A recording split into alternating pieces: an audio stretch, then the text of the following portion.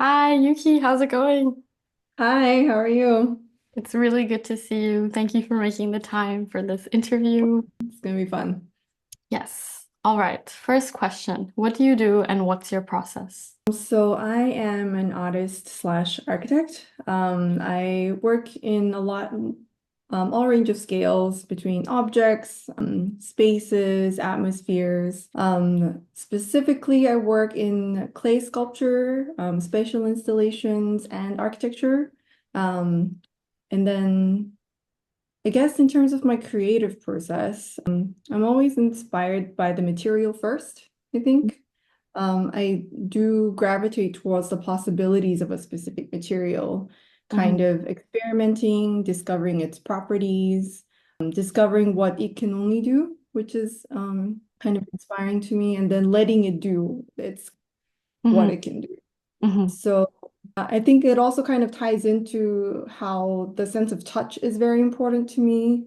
Not only as the artist working with the medium with her hands, but also how it kind of comes across as a tactile experience to the viewer. So That's yeah. great. That's super interesting. I've been watching your work very closely this year, and it's super exciting, the work with clay specifically. So I would like to ask you, how did your journey begin with clay? What drew you in towards that material, and just what inspired you to start? So the clay I work with recently is a very specific clay that's made in Japan, and it's called Grace, but it's a resin-based clay. Mhm. So I found it after I moved to Japan. I guess it's 7 years ago now. And it was just a very different clay than the clay I'm used to working with. Mm, It has this beautiful translucent quality mm, that works with light, like the way marble sometimes does. yeah. And it's very fine texture, incredibly delicate. But then when you're working with it, but then once it hardens, it becomes this very tough, almost plastic quality. Mm, So I was having fun kind of playing around with it at the beginning, and then I started finding its potential. So I was creating these, I think you saw those very delicate bauble-like textures. mm, I tried stretching it into a membrane, almost like a skin, mm, because of its translucency, you can kind of see through it, but then it hardens into this hard mm, membrane. I've experimented using it as kind of a binder to enclose or encase mm, different materials and see how that works together. mm, So yeah, I think that's what really inspired the work that I recently did with that mm. material.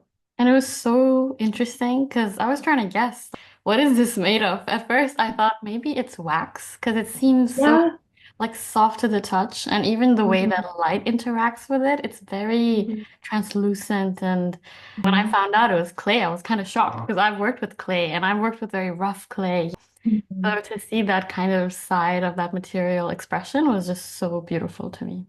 Yeah, it definitely is adjacent to wax for sure. It does. At the beginning, I did experiment with kind of combining it with wax as well because they were so similar. But yeah, like I think that the material quality did surprise people because I was told that it looks soft. Soft, First, like as a sculpture, like when they see it in person, a lot of the viewers that came to the gallery thought it would be well, fragile. they were, like touching it. If they were saying that it felt like it would be kind of soft and kind of forgiving, but then yeah, it is Hard. clay and So my next question is, out of all the projects you've done so far, which one was the most rewarding? I think the solo exhibit that I mentioned that I had last year in Tokyo Mm, it was rewarding not just because it was the project that took the most time for preparation, but it was the first time I was able to interact with the viewers mm, that came and kind of interacted with the exhibit. I was able to talk to them. I had a few gallery days where I was there. Obviously, there was the opening, mm, closing. So yeah, it was interesting to see how different viewers from different cultural context took away or interacted with their work and how they took their own interpretation based on their cultural context. So that mm. was interesting. It was a super cool exhibit. Even I don't know. I just think in the past that when the artist is in the room for a solo exhibition, it instantly becomes a very intimate experience. And I saw the pictures online, and it was just such a well-designed exhibit. Just the way things were displayed and the lighting. I just enjoyed that process of it as well. Mhm. Um, Yeah, that was very fun to plan. I don't think I ever planned an exhibit, a whole kind of space. So it worked with the other medium which I like to do, which is a spatial installation quality, and then combined with a sculpture. So my husband and I worked together to create the podiums and the stands mm, to kind of enhance mm, that feeling of looking like each object being an artifact, almost like a religious experience where you have these altars and these kind of spotlights on each of the artifact. They were placed on purpose on sort of high levels to your eyes, so it felt yeah. like it was exactly. And the lighting also, we work with it to get kind of that temple candle quality you get. Yeah. That was very fun to plan. And it was sort of an intimate space as a gallery. So I think it worked very well to kind of Yeah. get people focused. Even the podiums which were used were so beautiful on their own, like their own exhibition happening for them. I think the podiums are beautiful. I think they worked really well with the pieces together. Yeah, they To didn't overpower or outshine the piece, but they kind of Mhm. did their job, which was, what Yeah. advice would you give to someone who's just starting out in the world of art? So I'm starting out myself, so I'm actually quite interested to hear how other experienced and more established artists on this platform answer this question.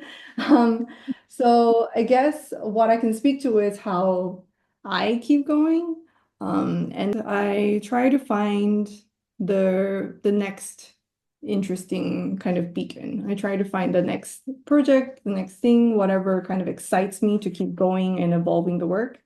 And yeah. That's awesome. That's amazing. I think for some of the people I've interviewed on my channel so far, they always have this very humble approach. We're all just starting out, but then everyone gives really amazing advice, so I had to ask. What are you currently working on and what is next for you? So I'm currently working on building a house for my parents in Perth, Australia. So that's a project that I've been working on for about 9 years now. So it's been a long process. It's designing a house is very personal, especially if it's for your own family. So it's been a journey to kind of create a space that embodied our family. But I think we are in the construction sort of stage, so this is an exciting moment. It's Wow. only going to be realized. So, Oh my God, that is so interesting. When it's getting to completion, I would love to interview you again so we could get a of rundown on the course, house. That's super I'm interesting. sure I'll have a lot of lessons learned when it gets to that point. I know like today's interview was focused on your artistic journey, but I know that you are an architect who does pretty cool work. So I would love to have that architectural sort of interview as well in the future. Of course, I'd love to. As far as what I'm working on now, I'm working on a series of canvases, kind of building on some of the pieces that are made for the exhibition, but exploring kind of how to, or evolving this resin clay medium into something more kind of sculptural or volumetric on the canvas as a platform. So yeah, That's that's what I'm. interesting because at like the current stage, I'll put the image so people can see what we're talking about. But it's this huge canvas, which probably took hours and hours to make. But I guess your exploration is in the 2D phase over there, and now you're kind of venturing into the 3D. So very excited Wow. to see, what comes Yeah. next. Yeah, I'm excited to make it more kind of immersive. If there is sort of a limit to a 2D when you're looking at just the surface as a texture, versus I think this texture is quite interesting when your face is just in it and surrounded by it. So I love I'm that. excited. Well, thank you so much for all your beautiful work that you do and for your time today. And I would love to have you back on in the future. Of course, thank you so much. All right. Bye-bye. Bye.